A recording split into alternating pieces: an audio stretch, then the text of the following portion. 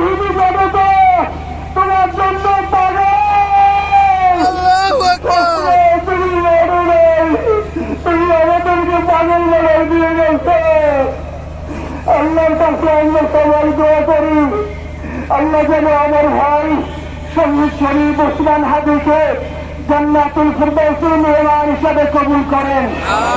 আল্লাহ তাআলার কাছে দোয়া করছি, আল্লাহ তাআলা আমরা যারা বেঁচে আছি ইমানের সাথে স্বাধীনতার সার্বভৌমত্ব রক্ষা করে তৌহিদের দ্বীপ বাংলাদেশকে যেন আমরা রক্ষা করতে পারি, সেই তৌফিক আল্লাহ তাআলা আমাদের নসিব করুন।